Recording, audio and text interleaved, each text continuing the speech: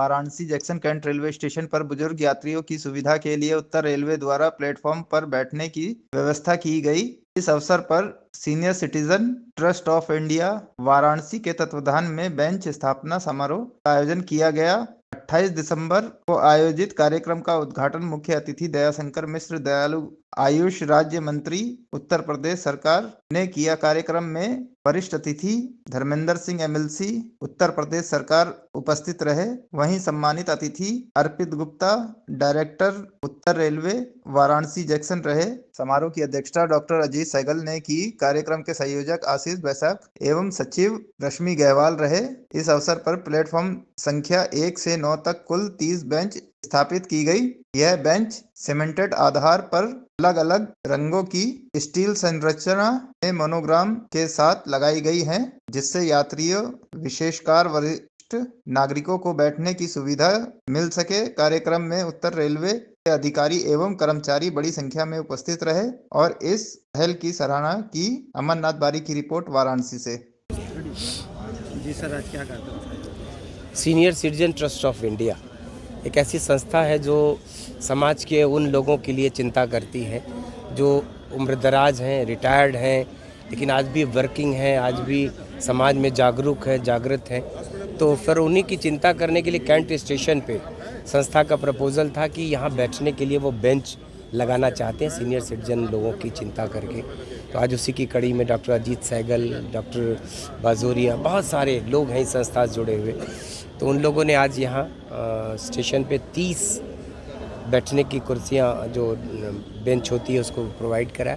Station अधीक्षक ने इसके लिए प्रयास करके रेलवे अपने रेल कह सकते हो कि NER नॉर्दर्न रेलवे का ये जो कैंट स्टेशन का प्लेटफॉर्म है, तो उससे अनुमति लेके उन्होंने अर्पित गुप्ता जी ने यहाँ स्टेशन इंचार्ज जो है उन्होंने परमिट कराया। तो उसी कड़ी में आज सब लोग यहाँ आए थे और एक बड़ी सार्थक शुरुआत यहाँ से हुई है। उन लोगों की चिंता की गई जिनको स्टेशन पे बैठने के स्थान का अभाव रहता है, कोई ऐसी चीज़ें कम पड़ती हैं।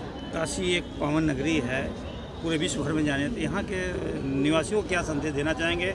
नए वर्ष भी आने वाला है। काशी को कोई संदेश क्या देगा? काशी तो दुनिया को संदेश देती है। इस देश के अतीत में झांकिएगा तो आपको लगेगा कि इस देश का कोई ऐसा विद्वान, कोई ऐसा साधक, कोई ऐसा महापुरुष, मतलब आप मुझको लगता है कि साधना काशी के बगैर अधूरी रही है। भगवान गौतम बुद्ध को ज्ञान मिला बोध गया में, लेकिन उपदेश देने के लिए उन्होंने काशी को चुना। आदि शंकराचार्य इस देश के सबसे बड़े विद्वान थे, उन्होंने भी काशी आके शास्त्रार्थ किया काशी के विद्वत लोगों से। तो ये ज्ञान की नगरी है। दुनिया में हर शहर का अलग मतलब होता है, लेकिन ज्ञान की, अध्यात्म की, वैराग्य की, इन सब की नगरी है काशी। तो काशी जो करती है उसका संदेश पूरे देश में जाता है। तो इस संस्था ने भी जो आज अभिनव प्रयोग किया है, मुझको लगता है कि इसका संदेश पूरे देश में जाएगा। जी, मैं डॉक्टर अजीत सहगल हूँ, अध्यक्ष हूँ senior citizen trust of India के।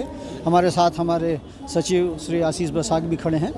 हम लोगों ने ये देखा कि सीनियर सिटीजन के लिए जो है वो यहाँ पर बैठने की व्यवस्था किया जाए, तो सभी प्लेटफॉर्मों पर हम लोगों ने जो है बेंच लगाया है और हमारे सीनियर सिटीजन ट्रस्ट के जो सदस्य हैं उन सब ने जो है अपना आर्थिक सहयोग दिया है। मैं उन सबको धन्यवाद भी देना चाहता हूँ और उम्मीद करता हूँ कि ये जो बेंच लगाई गई है इसका बहुत ही सार्थक उपयोग होगा और जैसा कि मंत्री जी ने कहा है, इसका संदेश पूरे देश में जाएगा। धन्यवाद। जी, मैं अर्पित गुप्ता, स्टेशन निदेशक, वाराणसी जंक्शन, उत्तर रेलवे।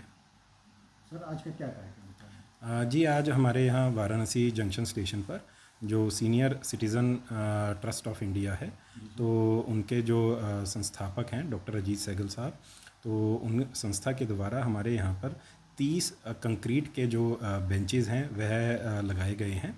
यह जो बेंचेस हैं यह सीनियर सिटीजन्स के लिए आरक्षित हैं। इनको अलग रंग से ब्राइट ऑरेंज रंग में पेंट किया गया है ताकि जो है इनकी पहचान दूर से हो सके।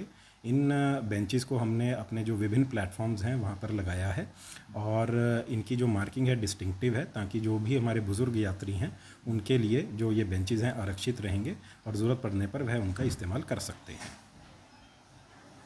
सर, नए साल आने वाले हैं और रेल स्टाफ और सबको धन्यवाद देने के लिए आप एक संदेश दें। जी, नए साल में मैं सबसे पहले सब लोगों को, जो हमारे यात्री हैं, उनको शुभकामनाएं देना चाहूँगा और उनको बताना चाहूँगा कि जो भारतीय रेल है वह हमेशा आपकी जो सेवा है और आपकी उसमें तत्पर है, और जितने भी लोग जो हमारे यात्री हैं उनको यात्रा करते हैं, उनको मैं हैप्पी एंड सेफ जर्नी जो है विश करना चाहूँगा। आगामी माघ मेला आ रहा है, उसके लिए क्या तैयारी चल रही है? जी, माघ मेला के दौरान जो है हमारे यहाँ पे एक होल्डिंग एरिया का विकास किया जा रहा है, जो हमारे बाहर मुख्य सर्कुलेटिंग एरिया में है।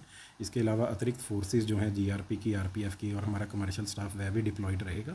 समय समय पर जो जानकारी रहेगी वह जो लोगों को है वह एसएमएस के माध्यम से, या जो हमारे यहाँ पे टच स्क्रीन जो मॉनिटर्स जो लगे हुए हैं वह उनके ज़रिए जो है बताई जाती रहेगी। स्टेशन पर भीड़ की वजह से क्या और यात्रियों की क्या व्यवस्था? जी, यात्रियों की बढ़ती हुई भीड़ को देखते हुए हम होल्डिंग एरिया का भी निर्माण कर रहे हैं, और हमने अतिरिक्त फोर्सेस और अतिरिक्त स्टाफ को भी बुलाया है ताकि वह पैसेंजर्स का जो क्राउड का मूवमेंट है उसको वह मतलब नियंत्रित कर सकें।